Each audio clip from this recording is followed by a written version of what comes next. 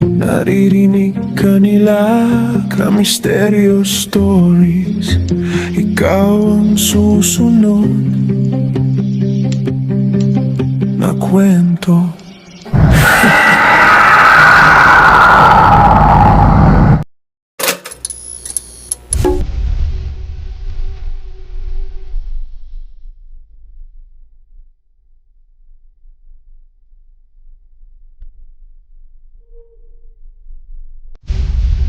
Magandang gabi po sa iyo, Kamisteryo.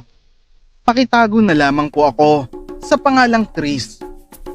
Ako po ay laking Manila, pero lahing Mangyan po ang lahi namin.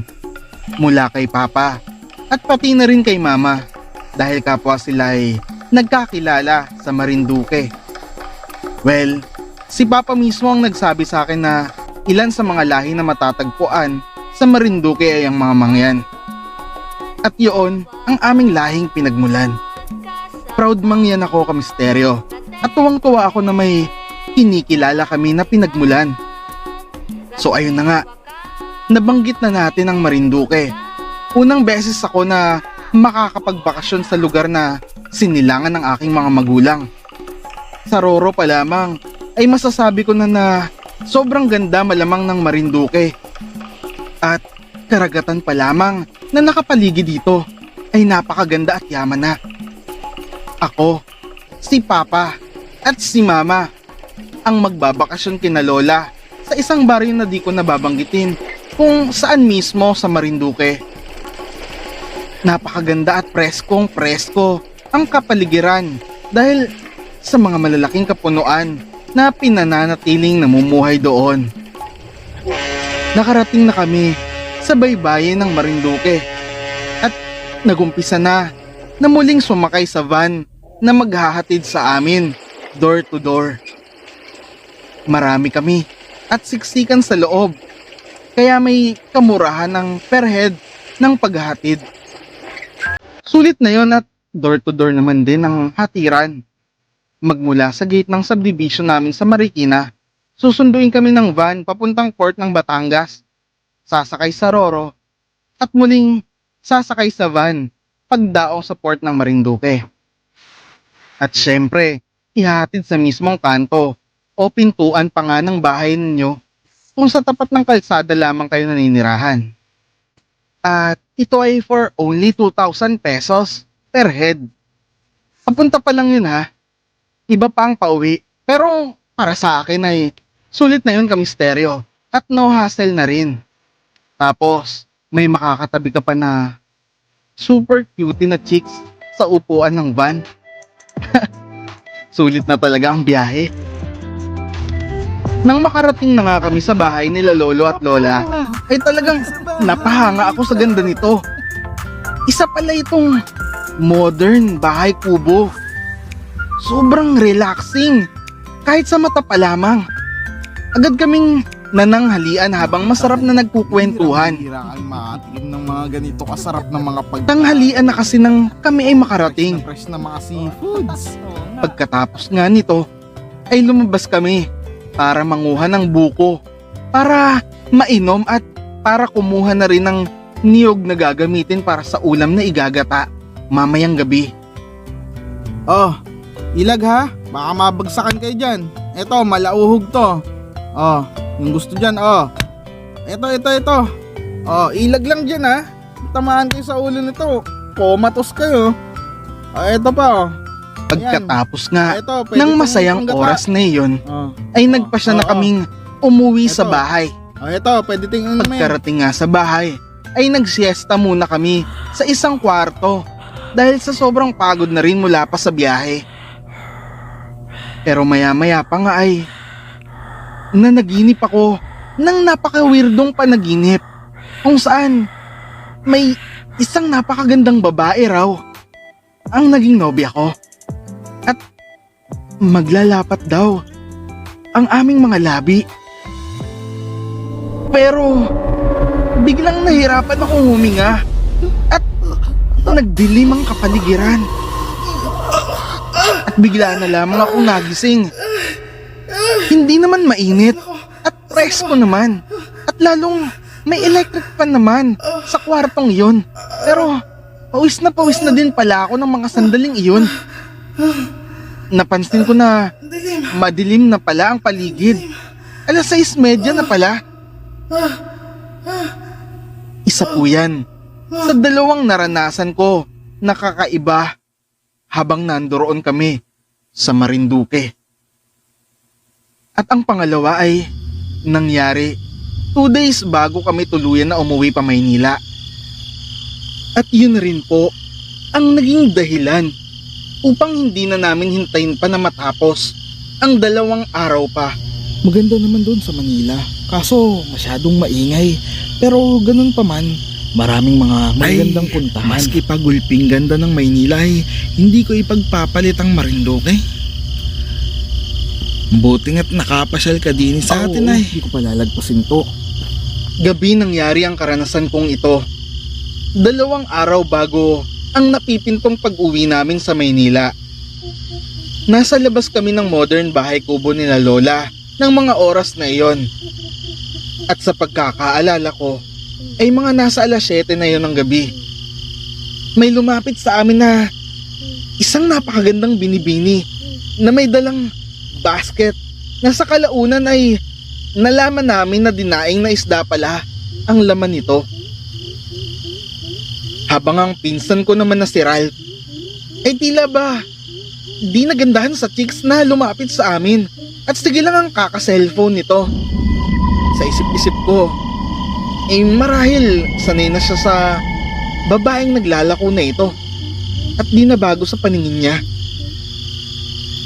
Dahil masarap ang daing na bangus, pares sa sinangag na kanin at kaping barako, ay napabili ako. Pero dahil na rin maganda din kasi yung naglalako. Ang po. Eto po, baka gusto nyo, ulam nyo para mamaya. Dinaing na isda. Kami pa po mismo ni nanay ang gumawa man din yan. Ay, kung iyong matitikman. Talaga ba? Talagang gulping sarap po niyan. Mukhang masarap Bili naman din ho. Sure naman Mabili po ho talaga yan. ako.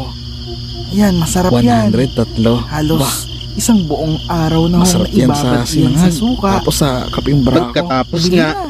ay umalis na rin ang binibining naglalako. Ni halos ayoko pa nga na mawala siya sa paningin ko habang papalayo na itong naglalakad. Uy, Chris, lakas ng trip mo doon sa matandang bae Ano yun? Gusto mo bang ligawan yun? Ano? Nabubulag na ba yung mata mo? Maya-maya pa nga ay ipinasok na namin ng pinsan ko ang binili kong isda para maibigay ko kay Lola at siya nang bahala kung anong dapat niyang gawin doon. Napatanong naman si Lola. Ay, gabi na. Sino man ding magalako pa ng paninda maliban sa magbabalot? Maya-maya pa ay kumain na kami at oras na ng hapunan. Gagi, Chris. Anong pinagagagawa mo kanina sa labas? Pati matanda, kursonada mo pa yata. Tong si Ralph, kanina pa sinasabi na yung magandang binibini matandang ukluban. Hindi ka lang kasi napansin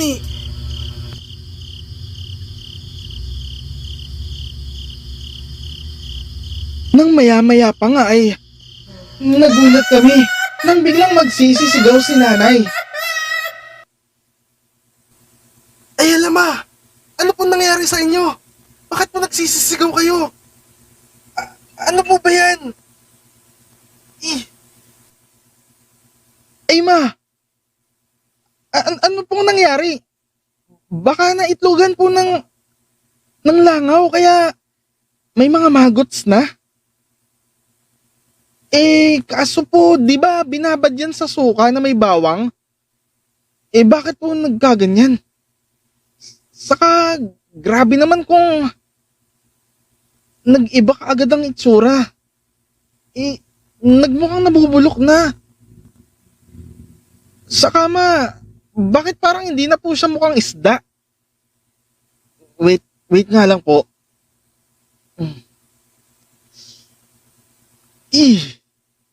Yak!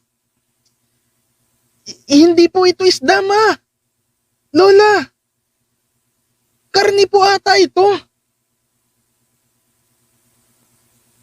Ay, nako, Nonoy.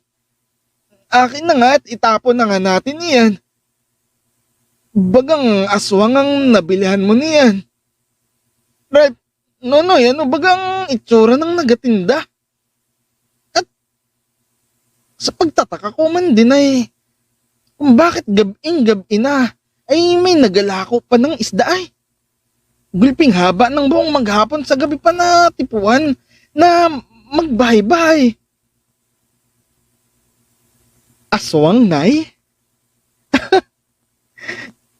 Sabi niyo noon, hindi naman totoo yan. Itapon na lang nga ni Ian at mahirap na. Isda man din ang tingin natin diyan kanina, di baga? Siya, anong paliwanag ang maisasabi mo sa bangus na naging bulok na karne? O siya, explikahe daw kung paano nangyari iyon. Ako man din bagay, hindi nagpapaniwala sa mga ganayan, pero may nakapagkwento na niyan sa akin na ang karne ng patay na tao ay ibinibenta ng mga kampo ng demonyo, ng mga may lahing aswang para manghawa ng tao na maaring nagugustuhan nila na maging kalahi o kaya naman ay para biktimahin at ihain man din sa lahi nila. Wow!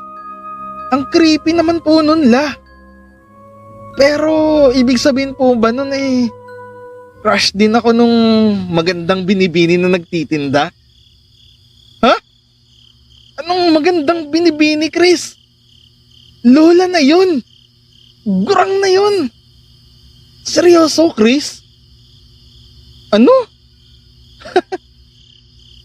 Porket mukhang ako yung trip ng chicks, gurang na kagad? Di ka lang pinansin eh. Loko mo, Chris. Kaya man din pagkakita ko sa inyo ng matandang babae, kung makatikin ka, apakalagkit. Malamang nga, gusto kang biktimahin ng aswang na matanda na yun. Saka, halos kilala namin lahat ng nandito sa baryo. At yung matanda na yun kanina, kahit minsan ni Anino nun, di ko pa nakita eh. Porbaran, Chris, ligawan mo pagkatapos mong makita tong picture nyo kanina. Sabay, pakita nga ni Ralph ng cellphone niya. Tingnan mo, huwag mo sabihin edited yan. Hindi nga naman talaga edited yung mga picture na pinapakita ni Chris. Pero, hindi. Talagang magandang dalaga. Sabi ko pa nga magandang binibini yun eh. Bakit? Nakatuwaan pala ni Ralph na kuhanan kami ng litrato habang bumibili ako sa inakala ko na chicks ka misteryo. Sobrang hindi ko alam kung paano ang magiging reaksyon ko sa tagpong iyon. Di ko alam kung matatawa ko o matatakot o ewan. Nakaka-amaze na ganun pala yun. Pero kung pakaiisipin mo, sobrang creepy po nun ka misteryo. Dahil nga sa pangyayari na yan, ay napagpasyahan namin na kinabukasan ay uuwi na kami sa Maynila. Pagkagising sa umaga ay magagayak na kami ng mga gamit namin para pagkatapos ng tanghalian ay aalis na kami, na sinang-ayunan din naman nila Lola. Dahil unang beses naming lahat nakaranas ng ganoong pangyayari. At hindi namin alam kung anong maaari pang masamang mangyari kung magtatagal pa kami doon sa kabila ng mga naranasan namin. Muli daw pala na tinimplahan ni Lola ang daing na bangus ng suka, kalamansi, bawang, paminta at kaunting asin. Dahil sa pagtataka nito, na kung bakit nga naman wala man lang kaamoy-amoy ng asim o bawang ang isda. At ni tinadtad na bawang ay kahit isang butil wala kang mahahagilap dito. Na para bang isda lamang ito na ibinabad sa tubig. Masarap pa naman ang mga bawang na iyon kapag naisama mo sa pagpiprito. At ayun na nga, maya-maya pa nga ay nagkagulo na nang makita ni Mama ang inaakalang isda sa lababo na may mga kumikisot-kisot na mga uod at namamaho na. Pagkatapos nga ng mga pag-uusap na nangyari ay nagpahinga na kami. Maya-maya, nagising ako dahil sobrang pawis na naman ako. Na halos umaagos na sa liig ko yung pawis ko. At doon ko napagtanto na kaya pala parang pamilyar yung aswang na nagpanggap na magandang chicks. Ay, dahil siya pala yung napanaginipan ko na magandang babae nung unang siesta namin dito. Yung sinasabi ko na girlfriend ko daw sa panaginip ko. Siya pala yun. At mukhang trip na trip nga niya ako talaga. Dahil kahit ba naman sa panaginip ay ayaw niya akong tantanan. Di na ako masyadong nakatulog pa nang magising ako nung oras na yon. Nag-check ako sa phone at nakita ko na 3:38 pa lang pala ng madaling araw. Humawak ako sa bulsa ko at ikiniskis ko ang luya na ipinabulsa sa akin ni Lolo. At pagkatapos ay ipinahid ko sa aking mga labi. Sige ka ako. Subukan niya ako ulit halikan at may pangontra na ako sa labi. Kinabukasan, pagkatapos namin na mananghalian, ay dumating na nga ang van na maghahatid sa amin door to door mula sa mismong bahay nila Lola patungong gate ng subdivision sa Marikina. Sobrang hindi ko makakalimutan ang mga naranasan ko at naming buong magpapamilya sa probinsya namin na iyon, Kamisteryo. Kahit sila Lola, nakaranas for the first time ng pang-aaswang dahil po siguro sa kagwapuhan ng kanilang apo. No biro. Totoo naman yun. Sorry naman kung nagbubuhat ako ng sarili kong bangko. Pero, syempre, kung dadating ang pagkakataon, gusto ko ulit na magbakasyon sa Marinduque. Sa tinubuang banwa ng aking mama at papa. Sa lugar kung saan nagmula ang aming lahi. And I am Christopherson Zoleta. Proud Marinduqueño. And proud to be Mangyan. Maraming salamat po. And thank you for watching.